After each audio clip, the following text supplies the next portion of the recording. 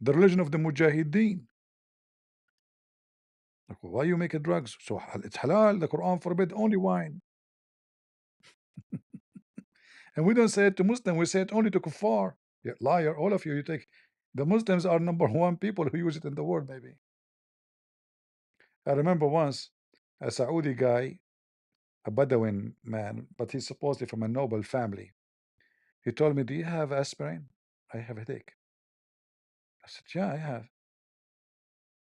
He said, "Okay, when you go home?" I said, "Soon. I'm leaving actually. I was visiting somebody." And I was like, he said, "Okay, can I go and give me some?" I was shy to say to him, "No, I will not give you. I mean, this is will be cheap, like a very cheap act of me to say no." But in my head, I'm thinking, why in the world this guy, when I drive, I'm going to drive like an hour or something more. Why when I drive behind me all the way to go to my villa to get some little aspirin and go back home? I mean, there's 1,000 pharmacies in the way. So I went home. Uh, he waited outside. I went inside. I went to the fridge. I got the aspirin box there. I came back. I give it to him all. I said, "Take it, all of it." Yeah. He opened. He said, "What?" First, he's hiding it. And then he opened. He said, "What is this?" I said, "Aspirin." He said, "Come on, I'm not joking. Just joking. Are you joking with me?" I said, "No. You told me aspirin." So it turned to be they use the word aspirin as a word for drugs. And all the time I'm thinking, why is doesn't make sense. You want to drive all the way here to get some aspirin? I mean, he's rich. He's not poor.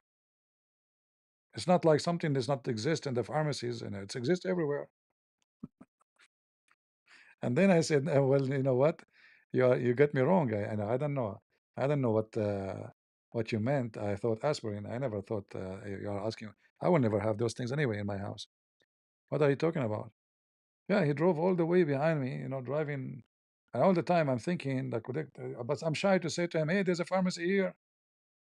You know, I have a headache. Do you have aspirin? And he blinked with his eye.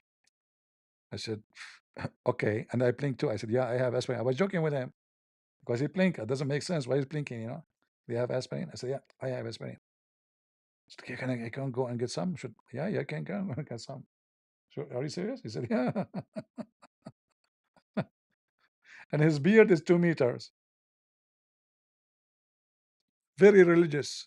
He pray 5 times a day. Mecca, the market of drugs, is the biggest market in Saudi Arabia.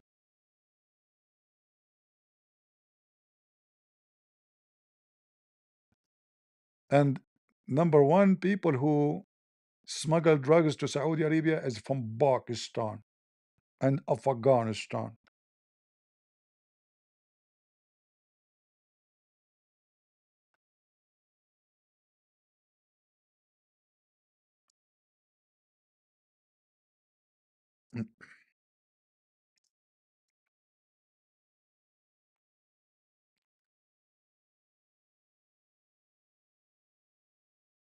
They have a million way to smuggle drugs in Saudi Arabia.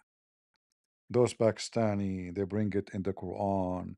Imagine, guys, they make Quran made of drugs.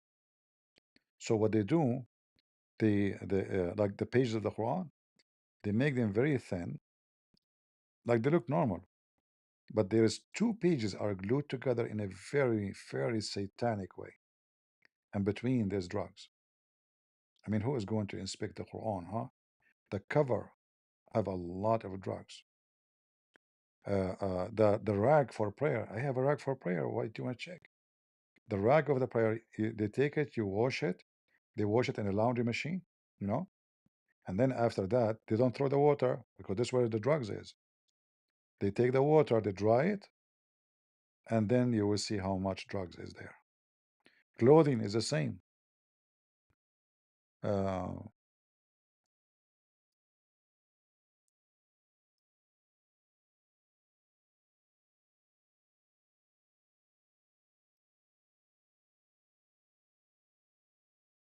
they put the drugs even in Like the cabbage. The cabbage when they are let us say before they close, they are open. So they put the case of drugs inside, and then when the cabbage became ready, uh, is going to close. Look, even inside the sheep. Look inside the sheep. Inside the sheep they are bringing them, and they put cryptagon drugs inside them. See, they are scanning the goats, the sheeps. Look at this. Look. What a criminals inside the leg. Guys, look at this. Look at this.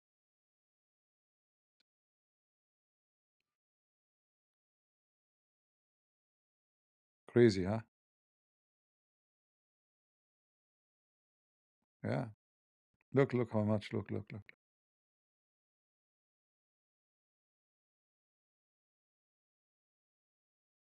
It says here the title.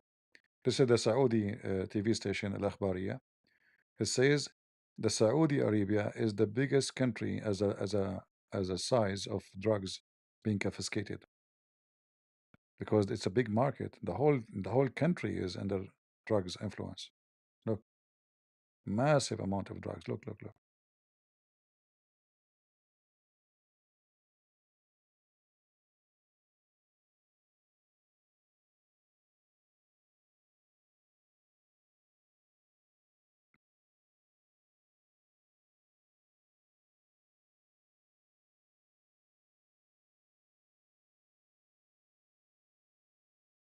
Hezbollah, Nasrallah.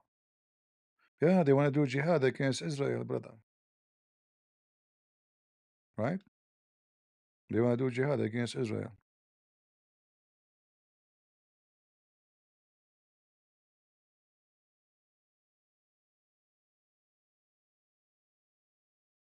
In fact, or even their rulers are high. The whole country is high. Any Abdul?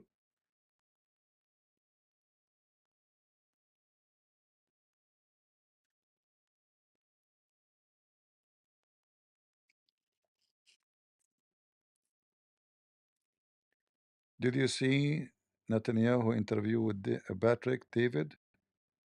No, I don't, and I will not watch it.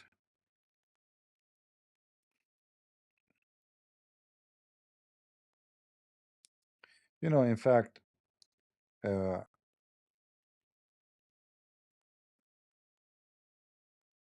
you see, I believe that the Israeli media is very weak. They don't have a good public, like people to explain what's going on. And Netanyahu is the last one who can explain it. Really, it's not that good in explaining things.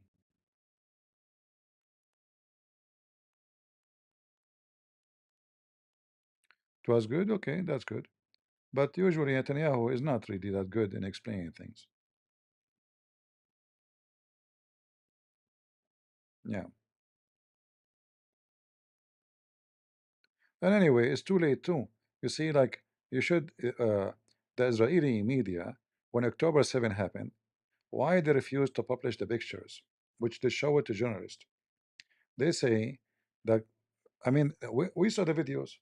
We saw videos online, but not from the Israeli media. They refused to share it. The government refused to share it. How you want to show people how ugly Hamas is? Why you don't show them? Why you don't?